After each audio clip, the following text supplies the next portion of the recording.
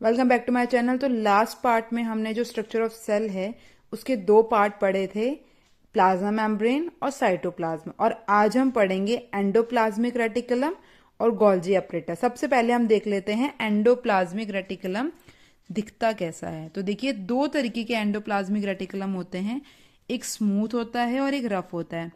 Smooth की अगर मैं बात करूं तो स्मूथ कुछ इस तरीके से दिखता है, देख रहे हैं सामने, कुछ इस तरीके से होता है।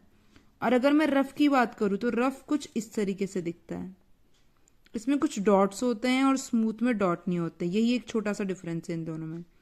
तो सबसे पहले हम इनके स्ट्रक्चर के बारे में पढ़ते हैं। तो अगर हम बात करें एंडोप्लाज्मिक रेटिकुलम के स्ट्रक्चर के बारे में, तो the structure of it is like membranosus canals. तो अगर हम इसके स्ट्रक्चर की बात करें तो इसका स्ट्रक्चर एक तरीके से मेम्ब्रेनस कैनल होता है, कैनल की तरह होता है। जैसे बहुत सारी मेम्ब्रेनस कैनल्स होती है ना, उस तरीके से इसका स्ट्रक्चर होता है। नेक्स्ट पॉइंट की अगर हम बात करें तो there are two types of endoplasmic reticulum. दो तरीके के एंडोप्लाज्मिक रेटिकुलम होते हैं, पहला होता है रफ, दूसरा होता है स्मूथ। अब हम बात करें इसके फंक्शन की तो it provide protein and lipid to Golgi apparatus. तो ये क्या काम करता है? प्रोटीन और लिपिड किसको प्रोवाइड कराता है? गोल्जी एपरेटस को। तो ये गोल्जी एपरेटस को प्रोटीन और लिपिड पहुंचाने का काम करता है, उन्हें प्रोवाइड कराने का काम करता है। और it synthesis protein and carbohydrate in the cell.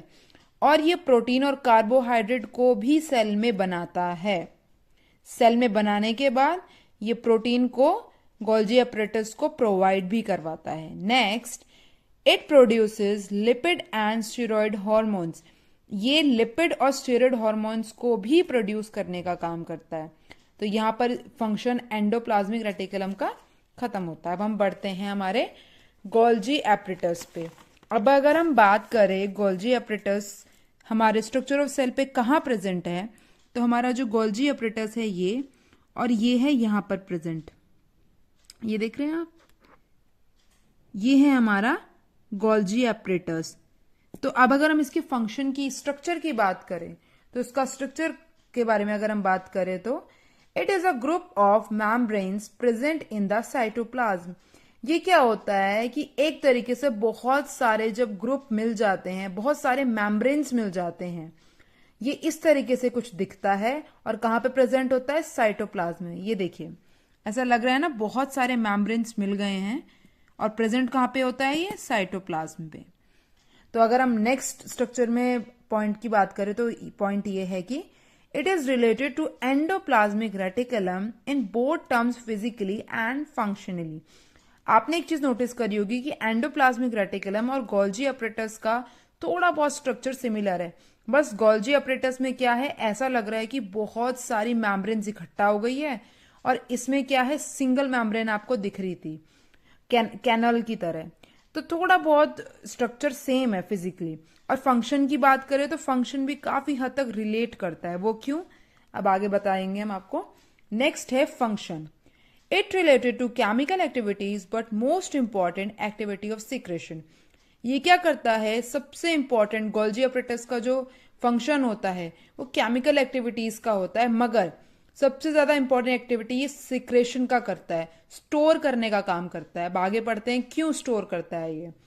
The structure, size and situation of cell changes according to its activeness.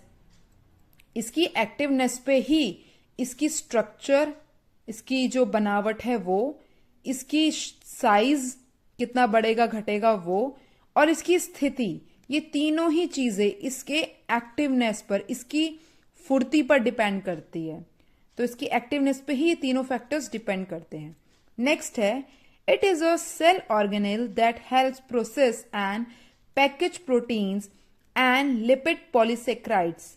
ये क्या करता है, ये एक ऐसा सेल ऑर्गेनेल है जो हेल्प करता है पैकेज प्रोटीन्स, लिपिड और पॉलीसेक्राइड्स को पैक करने का काम करता है, और उसे प्रोसेस करने का काम भी करता है। पर प्रोसेस क्यों करता है वो अब हम आगे पढ़ेंगे। It receives protein and lipid from the endoplasmic reticulum. अब देखिए क्या करता है ये? प्रोटीन और लिपिड एंडोप्लाज्मिक रेटिकुलम से लेता है। हमने एंडोप्लाज्मिक रेटिकुलम के पॉइंट में पढ़ा था कि ये प्रोटीन और लिपिड एंडोप्लाज्मिक गोल्जी अपरेटस को प्रोवाइड कराता है। तो यहाँ पे क्लियर हो गया कि ये जो अपना प्रोटीन और लिपिड है वो एंडोप्लाज्मिक रेटिकुलम से ही लेता है। And delivered the packed protein and lipid to into vessels.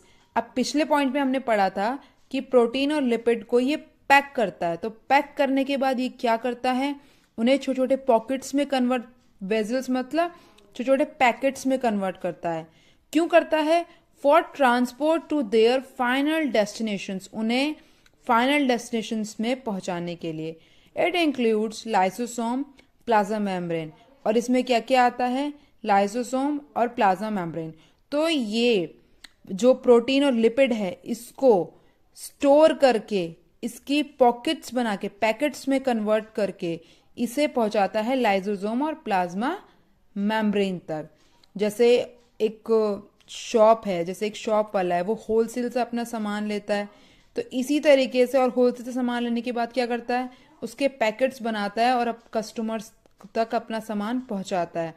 तो इसी तरीके से गोल्जी अपरेटस क्या करता है? एंडोप्लाज्मिक रेटिकुलम जो उसका एक होलसेल मार्केट है उससे प्रोटीन और लिपिड को लेता है और इनकी पैकेट्स बनाने के बाद इनको, जो इनके कस्टमर्स होते हैं लाइसोसोम, प्लाज्मा मेम्ब्रेन, उन तक पहुंचाता है। तो आज ही हमारे 2 टॉपिक्स खत्म होते हैं। स्ट्रक्चर ऑफ सेल में हमने आज इन 2 पार्ट्स को पढ़ लिया है। तो अब हम जो स्ट्रक्चर ऑफ सेल में आगे के पार्ट्स से सेल के, वो नेक्स्ट लेक्चर में पढ़ेंगे। तब तक के लिए bye bye, thank you and happy Dhanteras to you all.